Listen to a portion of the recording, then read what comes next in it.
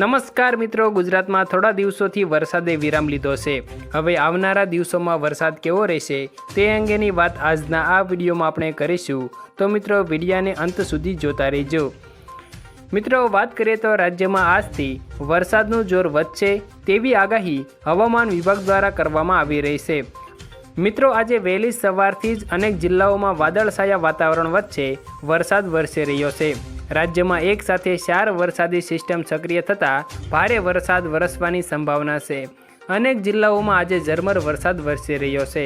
આજે મિત્રો રાજ્યના 13 જિલ્લાઓમાં વરસાદનું યલો એલર્ટ જાહેર કરાયું છે। દક્ષિણ ગુજરાત અને મધ્ય ગુજરાતમાં આજે ભારે વરસાદ ખાબકી શકે છે। અરવલ્લી, મહીસાગર, પંચમહાલ, દાહોદ, વડોદરા, છોટા ઉદેપુર, નર્મદા, ભરૂચ, સુરત, ડાંગ, તાપી, નવસારી, વલસાડ આ જિલ્લાઓમાં છૂટાછવાયા સ્થળો પર ભારે વરસાદની આગાહી કરવામાં આવી છે।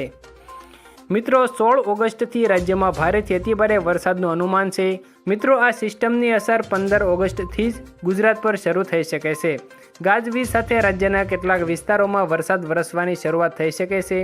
16 ઓગસ્ટથી ભારેથી અતિભારે વરસાદની શરૂઆત થઈ જશે। દક્ષિણ ગુજરાત, મધ્ય ગુજરાત તથા સૌરાષ્ટ્રના વિસ્તારોમાં ધોધમાર વરસાદ પડી શકે છે। મિત્રો હવામાન વિભાગના અમદાવાદ કેન્દ્રના ડાયરેક્ટર A.K. દાસે જણાવ્યું છે કે એક અપર એર સાયક્લોનિક સર્ક્યુલેશન સક્રિય થઈ ગયું છે। આ સાથે બંગાળની ખાડીમાં પણ એક સિસ્ટમ સક્રિય થઈ શકે છે। આ સાથે તેમણે જણાવ્યું કે ગુજરાતમાં આગામી 5 દિવસ હળવાથી સામાન્ય વરસાદની આગાહી કરવામાં આવી છે। સિસ્ટમ સક્રિય થતાં વરસાદનું જોર વધી શકે છે।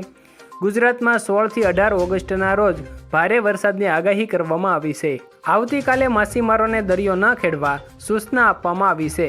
15 અને 16 તારીખે ગાજવીજ સાથે વરસાદ થવાની સંભાવના છે। હવામાન વિભાગની આગાહી અનુસાર અમદાવાદ અને ગાંધીનગરમાં પણ સામાન્યથી લઈને હળવો વરસાદ વરસી શકે છે। ગુજરાતમાં સિઝનનો સરેરાશ 63% વરસાદ નોંધાયો છે, જ્યારે દક્ષિણ ગુજરાતમાં સૌથી વધુ 67.11% વરસાદ વરસી ગયો છે।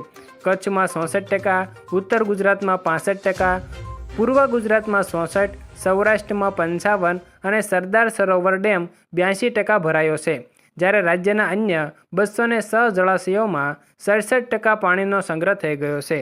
આભાર મિત્રો, દરરોજના આવા તાજા સમાચારથી માહિતગાર બનવા માટે અમારી આ યુટ્યુબ ચેનલને સબસ્ક્રાઈબ જરૂર કરી દેજો।